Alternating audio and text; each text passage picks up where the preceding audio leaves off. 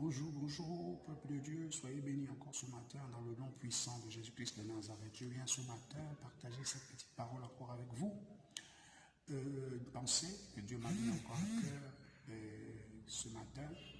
Alors pour cela, nous allons lire la parole de Dieu, nous allons prier. Seigneur, je te bénis, je te rends grâce encore ce matin pour l'opportunité que tu m'accordes, Père éternel, Dieu tout-puissant, créateur du ciel et de la terre. Ce matin, je veux te bénir, te rendre grâce pour la vie, pour le souffle de vie, la santé que tu m'as accordée.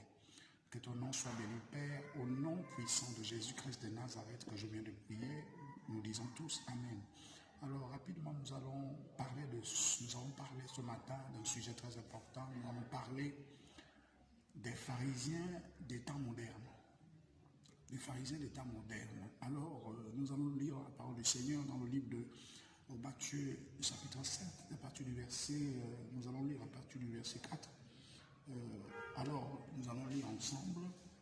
Pourquoi, à partir du verset 3, pourquoi vois-tu la paille qui est dans ton œil, dans l'œil de ton frère, et n'aperçois-tu pas la poutre qui est dans ton œil?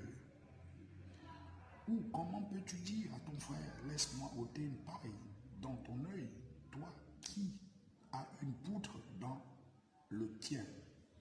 Au verset 5, c'est le verset qui nous intéresse plus, il dit, hypocrite, ôte premièrement la poutre de ton œil, et alors tu verras comment ôter la paille de l'œil de ton frère. Quelqu'un dit Amen ce matin. Oui, ce matin, je voudrais parler du pharisien des temps modernes.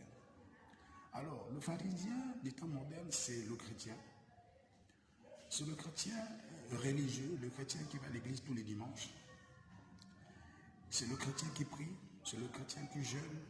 Il a tous les caractéristiques d'un chrétien, né de nouveau, rempli du Saint-Esprit. Il parle en langue, mais il a une particularité, c'est qu'il a un caractère qui ne peut pas, qui ne peut pas tromper, c'est qu'il est hypocrite. Oui, le pharisien est quelqu'un de très hypocrite. Alors, j'ai voulu savoir pourquoi Jésus, parce que ces passages s'adressent aux pharisiens. Je regardais le contexte. Il s'adressait aux pharisiens. Mais pourquoi Jésus traite les pharisiens d'hypocrites? L'hypocrisie est au caractère des pharisiens. Alors, c'est quoi l'hypocrisie?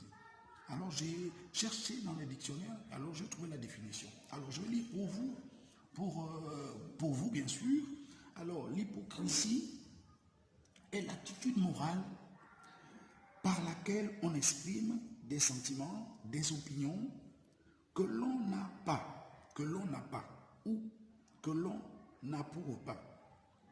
Ou plus simplement, l'acte de mentir consciemment pour attirer les faveurs sociales. Voilà, c'est ça, en quelques mots, l'hypocrisie. L'hypocrisie était le caractère des pharisiens des temps modernes. Et ces pharisiens des temps modernes, on les trouve en quantité énorme dans nos assemblées. C'est les experts de la surveillance. Les experts de la surveillance. Je vous dis bien, les experts de la surveillance. Regardez leur attitude lorsque Jésus était sur la terre. Ils surveillaient tous les faits et gestes de Jésus. Tout ce que Jésus faisait, ils étaient là. Ils surveillaient. Vous savez, ils deviennent des experts de surveillance. Dans nos assemblées, ils sont nombreux comme ça, qui sont des experts de la surveillance. Mais ils surveillent les autres, mais ils ne se surveillent pas soi-même. C'est là le problème de l'hypocrisie. L'hypocrite, c'est quelqu'un qui regarde facilement les fautes des autres, mais qui ignore ses propres fautes. Oui, nous voyons aussi que le Seigneur dit, interpelle à ces pharisiens, qu'avant de regarder ce qui est dans l'œil de l'autre, regarde d'abord ce qui est dans ton œil. Alors je vais donner une définition ici, que le Seigneur m'a donnée pour vous, pour définir un peu l'image du pharisien, le caractère du pharisien moderne.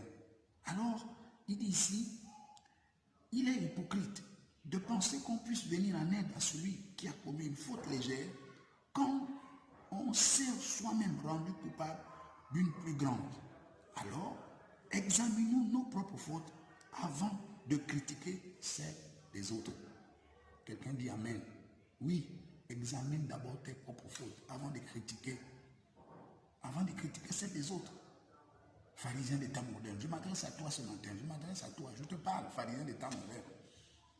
Et ils sont nombreux dans nos églises, les surveillants, les experts à la surveillance. Ils sont là juste pour regarder les fautes des autres. Mais pendant ce temps, ils ne se rendent pas compte de leur propre. Ils ne se rendent pas compte qu'ils ont des failles. Alors, pharisiens aussi, hypocrites aussi, veut dire aussi comédiens. Ce sont des comédiens. Ce sont des acteurs. Vous savez, l'hypocrite aime faire tout pour attirer l'attention vers lui. C'est comme quelqu'un qui couvre. C'est comme quelqu'un qui a un voile, qui porte un faux manteau. Il travaille beaucoup plus l'extérieur, mais l'intérieur est toujours pareil.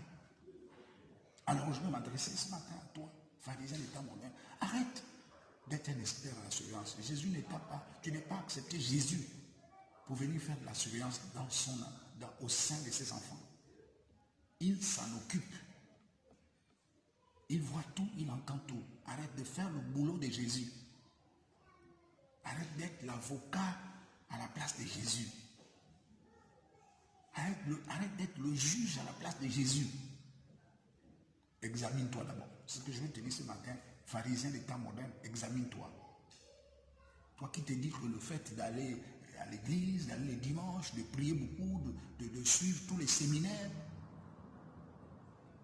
tu crois que c'est ça. C'est pas ça. C'est pas ça. C'est pas ça la vie chrétienne. Mais tu te trompes complètement. Tu es à côté. Tu es à côté. Je dis bien, tu es à côté. Écoute-moi bien ce matin, tu es à côté. Tu es à côté de la plaque. Tu es à côté. Tu es à côté. Alors reviens sur le droit chemin. Arrête d'être le pharisien. Deviens un disciple de Christ. Arrête de regarder ce qui est. Arrête de faire de la surveillance dans ton assemblée. De regarder tout ce qui se passe autour de toi. Et d'apporter des jugements. Alors que pendant ce temps, tu oublies tes failles. Tu oublies que tu es peut-être pire que cela que tu regardes, que tu condamnes, que tu juges à tout bout de chemin. Alors, va dans ta chambre et répands-toi. Demande pardon à Dieu pour cette façon de faire les choses. Et que le Seigneur te change. Comme beaucoup qui venaient vers notre frère, dans la Bible, on parle de Jean-Baptiste, parce qu'il est baptisé. Beaucoup venaient, les pharisiens venaient se faire baptiser. Il les a dit quoi? Il les a dit race de vipères. Il les a traités de race de vipères. Donc ne sois pas une vipère dans l'église. Ne sois pas une vipère. Une vipère, la vipère a une particularité, c'est le patron, on peut dire le chef du camouflage. Il peut se camoufler partout. Il sait changer. Il sait prendre l'apparence. Donc attention. Ne deviens pas une vipère pour ton assemblée. Ne deviens pas un pharisien d'état moderne pour ton assemblée. Au contraire. Cherche que Dieu puisse te façonner.